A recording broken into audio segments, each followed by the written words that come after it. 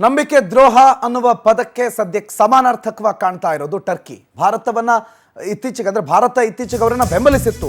ಒಂದೇನೋ ವಸುದೈವ ಕುಟುಂಬಕಂ ಅಂತ ಹೇಳಿ ಮೆಡಿಸಿನ್ ಅನ್ನು ಅವರು ಕಳಿಸ್ತಿತ್ತು. ಆದರೆ ಪಾಕಿಸ್ತಾನಕ್ಕೆ ಬೆಂಬಲ ಕೊಡ್ತು ಟರ್ಕಿ ಮೊನ್ನೆಯ ಈ ಯುದ್ಧದಲ್ಲಿ. ಆದರೆ ಈ ಹಿನ್ನೆಲೆಯಲ್ಲಿ ಸೆಲೆಬಿ ಏರ್ಪೋರ್ಟ್ ಸರ್ವಿಸ್ಗೆ ನಿರ್ಬಂಧವನ್ನ ಹೇರಿದ ಭಾರತ. ಮುಂಬೈ ಏರ್ಪೋರ್ಟ್ ನಲ್ಲಿ ಕೆಲಸ ಮಾಡ್ತಿತ್ತು. 70% ಮುಂಬೈ ಏರ್ಪೋರ್ಟ್ ನಲ್ಲಿ ಸೆಲೆಬಿ ಕಂಪನಿ ನಿರ್ವಹಿಸ್ತಾ ಇತ್ತು.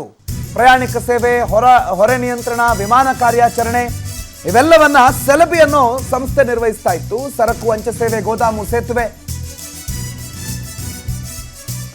ಇದೀಗ ಸೆಲೆಬಿ ಏರ್ಪೋರ್ಟ್ ಸರ್ವಿಸ್ ಅನ್ನ ಅದರ ಅನುಮತಿಯನ್ನ, ಭದ್ರತಾ ಅನುಮತಿಯನ್ನ ರದ್ದು ಮಾಡಲಾಗಿದೆ.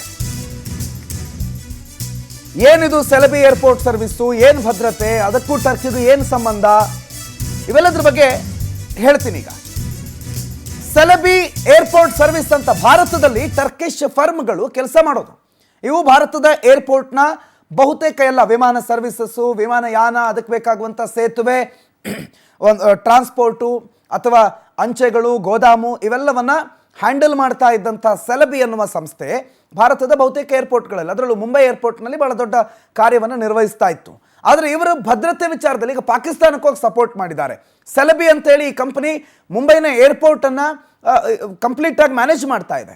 ಹಾಗಾದರೆ ಯಾವುದೋ ಒಂದು ವಿಮಾನದಲ್ಲಿ ಏನೋ ಕಳಿಸ್ಕೊಂಡು ಏನೋ ತರಿಸ್ಕೊಂಡು ಭಾರತದ ಒಳಗೆ ಅದನ್ನು ಪ್ಲಾಂಟ್ ಮಾಡೋದಕ್ಕೆ ಸೆಲೆಬಿ ಯಾಕೆ ಸಹಾಯ ಮಾಡಬಾರ್ದು?